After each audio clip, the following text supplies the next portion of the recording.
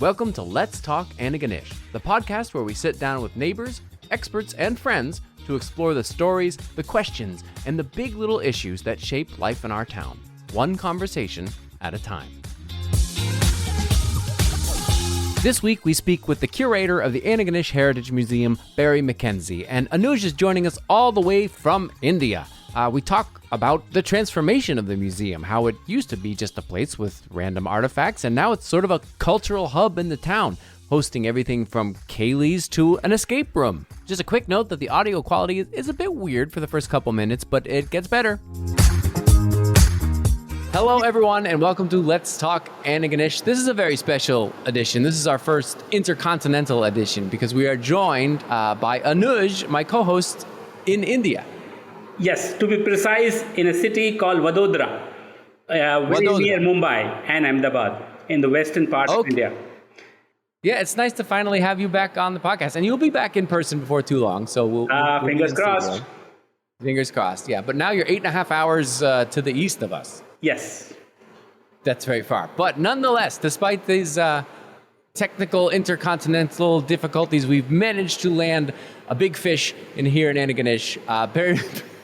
Barry MacKenzie, the curator of the Antigonish Heritage Museum, who's on today to talk to us about the museum and some of the exhibitions currently going on there, and then maybe future plans for the museum. And you're going to tell us all the cool things that you've been up to. Barry, you've been doing a lot of cool stuff, so welcome. Thanks very much, Justin and Anuj. It's really great to be on the program. I'm really enjoying all the things that you've been highlighting in the community the last number of months. So I'm glad to be part of it. Yeah, speaking of highlighting, tell us about the museum, maybe a little bit about the history and the purpose and the goal of the museum before we get into the stuff that you've got going on at the moment. So the museum opened in 1991. This was originally the home of the Intercolonial Railway. And when railway service was suspended by VIA in 1990, the town purchased the building, and this became our community museum. So it's built on a collection that dates back to the 70s. In some ways, when the Heritage Association really started collecting and getting active in trying to promote and preserve local history. So this became the repository. It was a huge building, adequate in some ways, inadequate in others, that eventually underwent all sorts of restoration and facelift and some really brilliant work by Jocelyn Gillis, who was my predecessor, and a whole host of volunteers that I'm kind of standing on the shoulders of now. So the building itself is our largest artifact, we always say. So we have a lot of fun with the building, as frustrating as it can be to be working in a space that is, it was built in 1908, and of course comes with all its own idiosyncrasies. But it's about, telling the stories of the people and the communities of Antigonish town and county, and has been since the day it opened. So we're built on the work of volunteers, an incredible group of people, past and present, and also the generosity of people in this community and people with roots in this community who have kind of helped us build this amazing collection. So it started out as the train station in town. So it was built for that, and then it's been sort of repurposed. Yeah, exactly. Yeah. Do you find that challenging in the structure itself, as you point out, because it's not really made to be a museum? Yeah, it is for sure. I mean, anyone who's visited us will see that we have very little wall space because most of the building is windows. So I mean, that's a challenge that we work with. It's also basically two huge rooms that were once waiting rooms with a little bit that's been hived off on one end that was originally a baggage handling space. So yeah, we have to be creative in how we use the space all the time, which can be challenging. But the charm of the building most of the time outweighs those challenges. And of course, because it was a railway station, sometimes the visitors who come to us come for that reason. They are train aficionados and they like to visit old railway stations that have been repurposed into whatever, if they're not still currently functioning. So it is. Most of the time, it's a huge asset for us to be in this beautiful heritage building, which has been well maintained. And I mean, it continues to face all sorts of issues, but nothing serious. And so we like to keep ahead of those problems and to keep it a fresh place so that we can kind of honor the heritage of the building as well as everything that's inside. So Barry, tell us, what's the big idea of having this museum in our little town of Antigonish, the town and county of Antigonish? Yeah. What inspires you every day to go there? I mean, I think initially most of these types of museums, the community museums, which, proliferated all across the country in the 1960s, 70s, and 80s, it was just about capturing things and telling some stories, right? At a time when people began to recognize that although Canada's history to some people seemed relatively recent, there was a greater recognition of the fact that that things needed to be preserved. So I think for a long time it was about preserving things, but it's really about a whole lot more than that. And we're consciously and constantly trying to kind of reinvigorate what it is, as a lot of museums are, both great and small. Like what's the purpose of us being here? And to my mind, I think the museum is sort of three things. It's a place for discovery. It's where you come to learn, whether you're a local or whether you're visiting, you're a new arrival, whatever the case is. It's about coming to discover what the community is all about, the history of the peoples, of the communities, of the institutions, and so on. It's a place for hospitality. I find that a lot of what I do, again, both with tourists and with visitors alike, is about providing a place of welcome. Where you can come and you can just have a casual conversation. Maybe we put the kettle on, maybe we have a cup of tea. Throughout the off season in particular, we have a lot of locals who come in, as much to be social as they are to do research or to observe what we've been up to. So that hospitality is important in a big way as well. And also a place of inclusion. And that can manifest in different ways. But primarily, I think for us, it's about telling an inclusive story of Antigonish, making sure that practically anyone who comes to visit here can see some part of themselves reflected. And I don't just mean people who live in the community and who may or may not be connected to one pioneer group or another, or a group of even newcomers, whatever the case may be. But part of their life experience, even if they're from the other side of the world, there should be something that they can sort of relate to. And I think that's, it's a lofty goal, but I think it's important. And I think that's what keeps me going, is coming up with new ideas to make this place more hospitable, more interesting to discover, and more inclusive in terms of not just who we can attract to get numbers, but who we can bring into the space and make them feel welcome and part of it, whether they're just passing through or whether they've come to make Antigonish their home. I'd love to talk more about the hospitality part, but I first want to go to the sort of more traditional exhibits. I'm curious to know if someone is visiting, what are the exhibits that are there, and what are the ones that people respond to the most, or why would they come to the museum if they're looking for an exhibit? I mean, like a lot of community museums, we definitely have, there's a focus, because that's our main mandate is preserving and promoting the stories of the town and county. So you can come in and you can learn a little bit about the Mi'kmaq. You can learn about the founding settler groups that have come to Antigonish, and a little bit about what lifestyle was like for 19th and early 20th century peoples, whether they were farmers or fisher folk or whatever. A little bit about the university, a little bit about the Antigonish movement, like little snippets, because we're not a huge space, but we try to tell a lot of stories, or a complex series of stories, in a fairly succinct kind of way.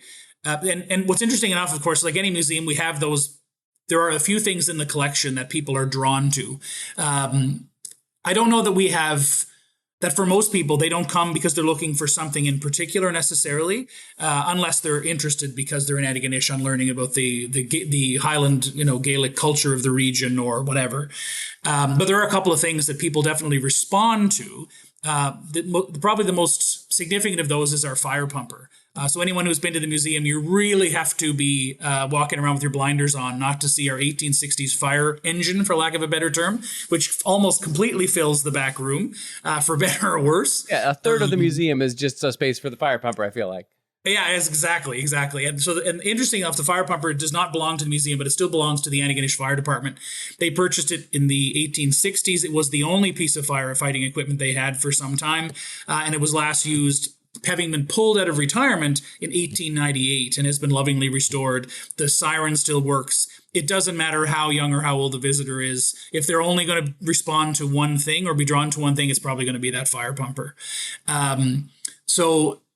More recently, because that's been in the collection since before the museum opened, or that's been in the space rather, a couple of summers ago, a family from the Fairmont area, or with roots in Fairmont, brought in a handcrafted prosthetic leg which not surprisingly has been a bit of a hit with all sorts of people. It's a great way to get kids interested. If they look a little bored while their parents are listening to the opening spiel, you can sort of challenge them to go find the pirate peg leg. And then you have to confess, of course, it did not actually belong to a pirate, but a peg leg. And more recently on loan, we have a prosthetic hand, which looks more terrifying than anything Captain Hook ever wore, which is also currently on display for the next little while. So there are those things that people respond to. And we have the ubiquitous spinning wheels and horseshoes and things made in the community and the sort of things that speak to the individual ethnic communities. We have a really incredible collection of Mi'kmaq basketry, and we have bagpipes, and we have, various things that are representative of different cultures. So the exhibits, the exhibits are fun. We try to keep them fresh, and people will respond to all sorts of different things, depending on, what their personal interest is. So it's a lot of fun to watch the way people react. I think you have done a number of things right now in the last few months, if not years, around making that space also host a number of community events. And that small room can be such a warm and cozy space for intimate and lively conversations. I attended a couple of them. And so how does that work? And what kind of people show up there to host events there? What are the criteria for that? Is it paid or is it free? Tell us a little bit about that. We've certainly been trying to make the museum's programming more active. Obviously, it was a challenge kind of rebuilding a lot of things from the pandemic. I know I hate to use that dirty word, but it has been part of our focus in the last couple of years is to make the place more accessible again. So we've been building partnerships. I mean, that's really at least some of the reason why the calendar is so busy. So one of my first goals, for lack of a better term, when I came here and took over the role as curator in 2022 was to try to build a network of collaborators throughout the county and town, because so many of us are interested in the same things, and it doesn't have to be heritage, but so many of us are interested in the same things and continuing to build on the incredible variety of things that are available for people to do and learn about in these communities, that I wanted to sort of see how we can work together. We don't all have to be constantly reinventing our own wheels. Working with various groups. And so we have our lecture series that happens periodically throughout typically the fall and winter months. That's usually organized by the Heritage Association, the charitable arm that supports the museum. We have our Kaylee series in the summer. This has been the busiest summer we've had for years. The crowds have been amazing. The musicians are incredible. We've also been conscious to make those musical offerings more varied and more inclusive of a more diverse community than perhaps we have in the past. And I think the community's really responded to that. But now we also have people reaching out and asking if they can use the space or we can work on something together. So we hosted an event with Seniors for Climate this spring for Earth Day. That was something that we did. It wasn't necessarily on our radar, but they approached us, wanted to use the space for a talk and as a launching ground for something at the landing. So what I kind of have always hoped over the last 3 years was going to happen seems to be happening, in that people now see that the museum is a place to have things and to try new things. So I have an exciting meeting coming up this afternoon talking about just that with a partnership with one of the departments at the university. So I think it's about trying to make this place accessible to us. It's not about renting the museum for things. We are funded by the town and county, and obviously while we're not we have to pay our bills. We're not in the business of making money, right? We're not for profit. And so we want to create opportunities. We want to build these partnerships and we want to create meaningful experiences for people. We want them to come and learn and discover and ask questions, not just about local history, but in some cases about things that are more tangentially related and are of concern to the community, because I think that's how museums remain relevant in 2025. So I think that's been going really well. And it's been really rewarding to see that happening, that it's not just a place where you come to look at dusty artifacts and listen to old stories that you may have already heard before, but a place when you come and discover new things and meet new people and so on. And what about, speaking of attracting new people with exciting, sparkly, shiny lures, tell us about the escape room. Yeah, I'm actually sitting in it right now as we record this interview, so it's perfect. The escape room I cannot take any credit for. That was completely my wife's idea. I often have said that when the board hired me, they sort of got a 2-for-1 deal because my wife Marielle comes up with so many wonderful ideas that we carry out here. Sometimes she's able to help with those, which she was with the escape room, and other times we sort of are able to take and run with those. But she's been instrumental in all sorts of really brilliant things that we've done in the last couple of years. But the escape room opened last summer. It is on the second floor of the museum. It has been a huge hit, not just as a revenue generator. I mean, obviously that is important because, as everybody knows, everything's more expensive to do than it was a couple of years ago, including heat this giant, old, poorly insulated building. But it's been a way to engage people who have never been to the museum before. I mean, obviously, they don't all stick around. They don't all come back the next day with their grandmother and look around. But some of them do come back, or they, in waiting for the escape room to open, they wander around the museum and learn a few things and ask a few questions, or they linger when it's over, that sort of thing. So the room itself, it's a 1-hour escape room experience filled with puzzles, all of which are themed in local history, though you don't have to know anything coming into it. And it's just been an amazing way for us to engage both visitors and locals alike in something else, and I think it provides a service to the community in that we are a small town, and while we are abundantly blessed with lots of things to do, it's always nice to have one more thing.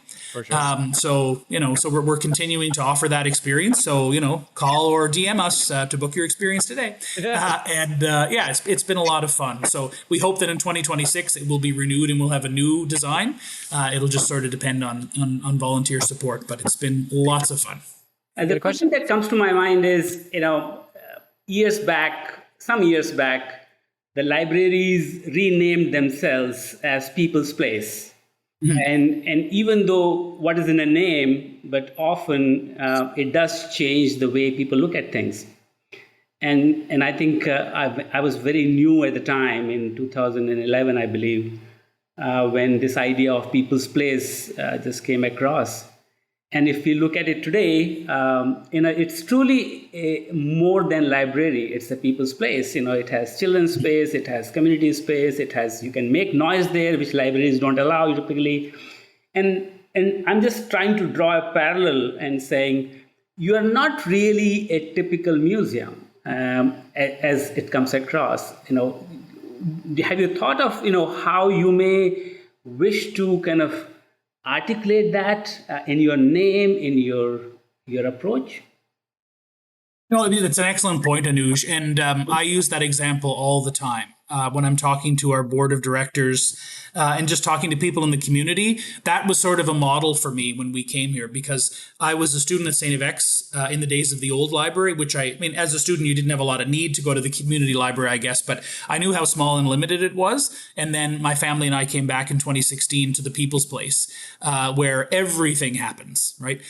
So to me, that was a model of what the museum could do, in that sense that we should be a place where people go to do more than just look at old things. And I think it is atypical, I suppose, of a lot of community museums in particular, because so many of them are run solely by volunteers. We're very blessed to have the financial support of the town and county and the province, and to a degree at times the federal government as well. So that we're open year round, and we can do more than perhaps other community museums sometimes can do because I'm here all year round.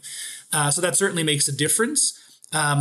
And we haven't talked about sort of renaming or anything like that, but I think our subtly, maybe our soft branding of ourselves and how we're advertising ourselves on social media and in other places has been trying to reflect that change, and that this is a cultural hub. That's what I refer to it as on the sort of opening blurb on our website. We're a cultural hub of the town and county, and we aspire to be a place where people want to come and, again, find hospitality, find a place of discovery and inclusion. So I think that's really important. And I mean, these are not ideas I can take credit for, because this is something that the international museum community, if I can call it that, is really conscious of, because like every other institution, you always have to be kind of reinventing yourself. Maybe that's a bit too cliche, but thinking about how you can remain relevant or become relevant again, depending on the situation.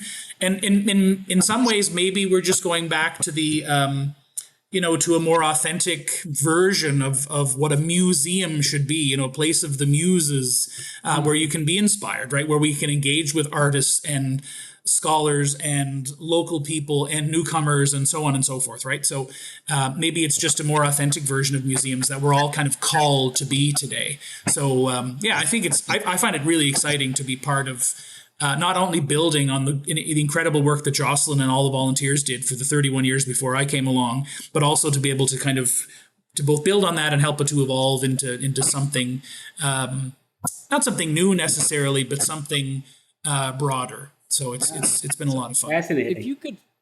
If you could follow the call of the muses and expand the cultural hub aspect in the future, what are you envisioning? Like, what are your big ideas that are sort of outside of the box or that adhere more to this cultural side? If you had limitless funds, let's say, Barry, what would you wouldn't that be glorious? Yeah. If I had limited funds, I'd build an extension, first of all.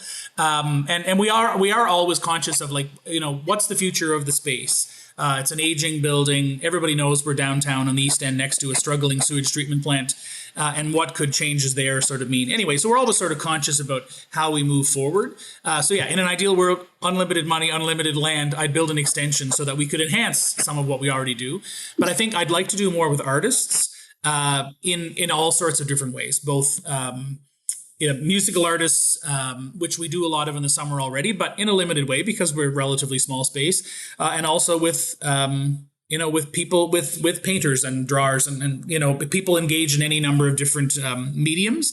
I'd like to see that, and not in a way that sort of steals great ideas from the library, like, ooh, I want to do what the library is already doing. But I think we have this incredible community where there are all of these wonderful ideas and talented people, and more than enough to kind of engage with them and learn from each other and kind of express those sorts of things. So I'd like to see us continue to do more of that. And whether those include artist exhibitions. We've talked with one art professor at the university about doing paint nights, and I just think we have the chance to do so much, particularly because of where we are and the incredible community that we have, that I'd like to see more of that happening. And to have a venue where people can come and enjoy not just Celtic music, which is often kind of at the core of many of the musical events that we have, but also things that are reflective of our broader, more diverse community as well. So a few weeks ago at one of our Ceilidhs, a guest musician was a 14-year-old, I think he's 14, a 14-year-old accordion player who came here last year from Ukraine with his family. And he was incredible and people loved it. The last couple of summers at the Ceilidh closest to Le Quinzou, the Acadian holiday, we had Tom and Teresa Gotchel. And Teresa, of course, is from Pomkit, and they brought some wonderful Acadian music to that celebration. And it was great, and brought in people that don't normally come to Ceilidhs.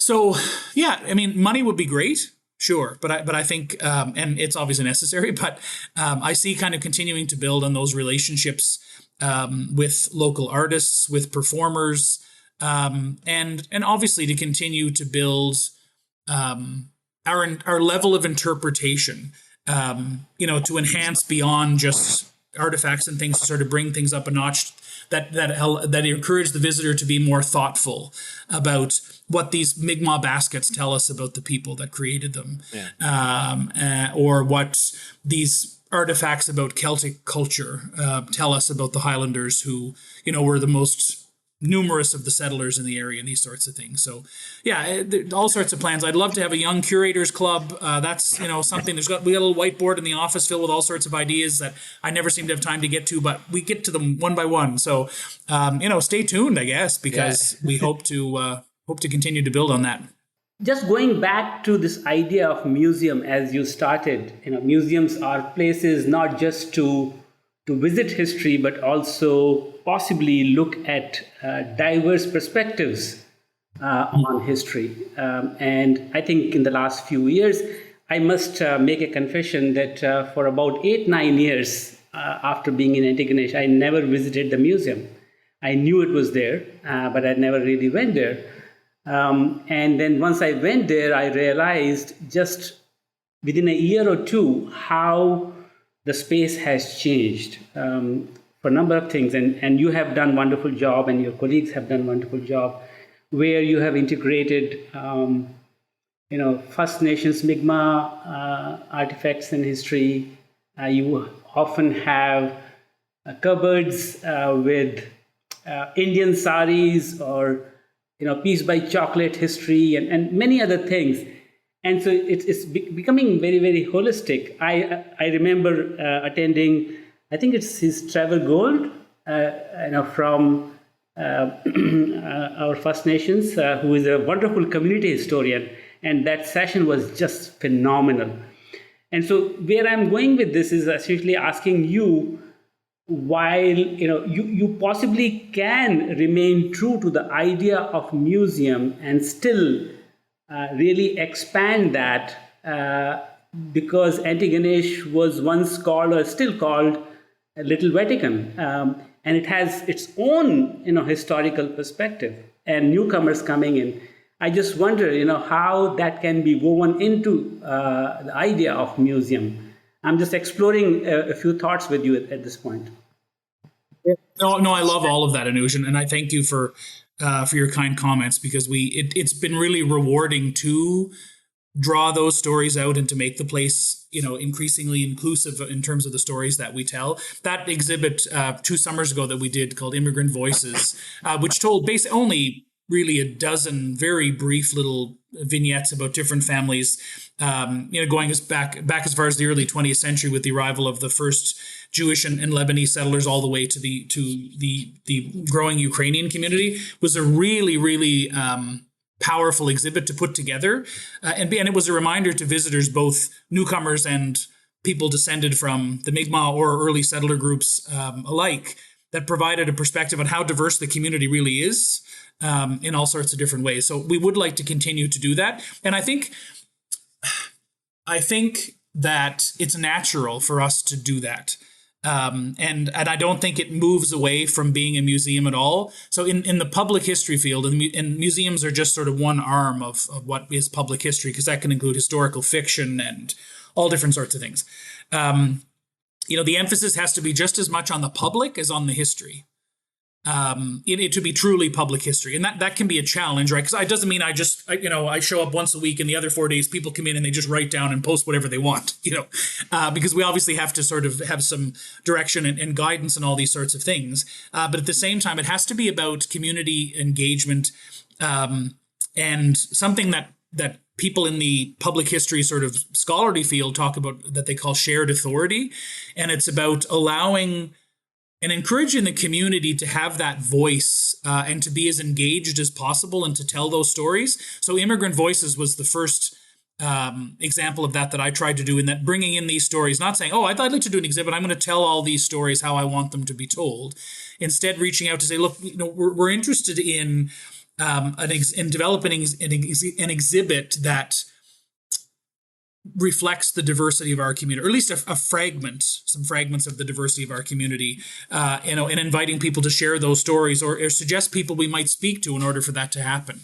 And so even though that exhibit I curated that exhibit, it wasn't about, these are the stories I want to tell. I tried to let them kind of naturally bubble up and bring people in and share those stories. Instead of giving them a checklist, these are the 10 things I need to know about you, share a story about the story of your family, and whatever artifact, if you have anything that you think is reflective of that, then bring it in.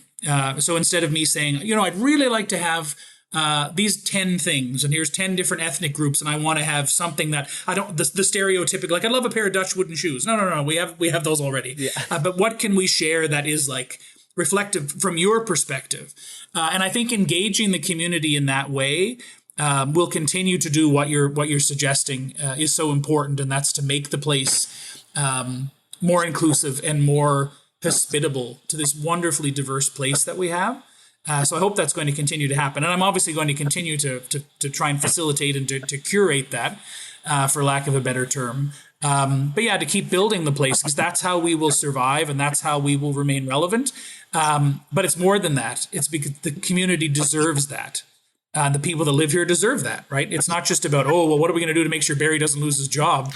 I mean, that's, to my family and my mortgage company and I, that's obviously very important. But it's more than that. It's about this community needs this.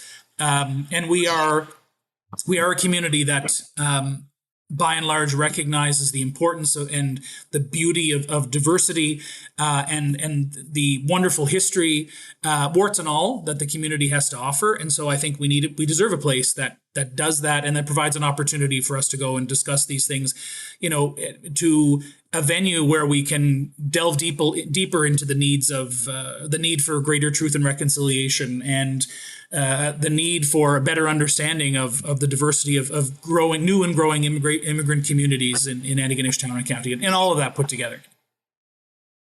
So what, at the moment, because you change exhibits fairly frequently from what I've been following along with, what is the current exhibit? We've had a lot of fun with this new exhibit, actually. It's a little bit different than the last major ones that we've done. I should say, I guess, what I've tried to do, we have had some smaller exhibits that change in the sort of off season, if you will. I don't like to think too much about seasons because we're open all year round, and I don't want people to think that I'm less concerned about the local experience than the tourist experience, because we're not. But in the summer, that's when even the majority of locals come out to the museum. So we do try to have something big, sort of a blockbuster exhibit, if you will. And so this year, that was done in collaboration with the Sisters of St. Martha. So as many people probably already know, the Sisters are celebrating their 125th anniversary this year. And so we wanted to create something that reflected their contributions to the town and county over the last 125 years, ranging from their contributions to homemaking at the university, the purpose for which they were founded in 1900, all the way up to the social work, the social justice work, and work towards truth and reconciliation and better, ecological stewardship and so on, right up until today. Even though they are smaller in numbers than they have been for a very long time, they're still doing all this incredible work. So we worked with the archives at the Archives of the Marthas, and with the archives at St. X, and with our own collection to create this new exhibit that invites people to consider what that legacy is. But going back to how brilliant my wife is, we also included and she works for the Sisters. And so we also included a couple of interactive elements. So this was new, and now I'm excited to kind of build on that as we go forward and continue to evolve the interpretive space. There are some interactive elements that invite you to kind of enter into, after having viewed this large exhibit, entered into what you've kind of learned and how you can apply the lessons that the Sisters offer to everyone, right? This is not about Roman Catholicism. It's not about women religious. It is, but that's not the takeaway message. It's about their mission. So in this case, they call that their charism, and their charism is gospel hospitality. So as a place of hospitality, it's a natural sort of fit for us. So the interactive elements invite people to sort of reflect on, and there's one that's particularly cool and that I invite people to come in and participate in. And it's this huge pegboard thing covered with labels, and it's now covered in different colors of string. And what you're supposed to do is to pick the color of string that corresponds to your age group. And then you on the left-hand side of this board, you tie the one end of your string around a peg that comes out that identifies you either as a local person, as someone else, someone from elsewhere in Nova Scotia, elsewhere in Canada, around the world, yada, yada, yada, St. X student, whatever the case is. And then from there, you go across the board, and there are dozens of these pegs, and each one of them is labeled. And it invites you in sort of each row, in each category, to consider what person or what group or what cause in that category do you think is in greater need of hospitality. So for the Sisters, hospitality isn't always just about a cup of tea, although I could really go for one right now. It's about being open and welcoming, sometimes to difficult situations, and to providing solutions to challenges. That's what happens when you ask a tiny congregation of women religious with no nursing training and very little education overall to open a hospital, which is what the people of the town of Antigonish did at the turn of the 20th century. And the Sisters did that the following year and are still involved in the running of St. Martha's on a certain level. So you cross that board, you wrap that string around, and you reflect on hey, is it members of the Indigenous community that I feel are most in need of greater hospitality, or is it the LGBTQ community, or is it grief in my own heart that I'm in need of, right? So I think this is one of those really cool opportunities for us to work with another group or another institution, whatever, in the community, and have some of this interactive kind of community-led and also community involvement in not just putting the exhibit together, but in kind of allowing people to learn from it, right? To walk away, not just learning about the sisters, but thinking, hey, you know what the world needs? The world needs more hospitality. We need to be better environmental stewards. We need to be, better at this or whatever. So that's been really, really fun. And the community and visitors alike have responded well to the exhibit, to the point where we can hardly fit any more string on some of those pegs. So that's a really good problem to have. And it's been wonderful to see that come together. And really rewarding to see an exhibit that speaks to the community, because the sisters have been such an incredibly important part of almost every facet of life in Antigonish Town and County over the last 125 years. Okay. Well, we've lost Anuj. He has dropped out from India. Okay. But we're probably wrapping up anyway. And so I'll go to the this is a question about the museum, which you probably are not excited to have to deal with, and yet you surely do, and that is the sewer smell, because you are right out there by the sewage treatment facility, and is that a thing that is just sort of you're always thinking about in terms of visitor experience or just your own life out that way? Yeah, it's not been great. Obviously, in the last number of days, last week or so, it's been a lot better, but it has been tough.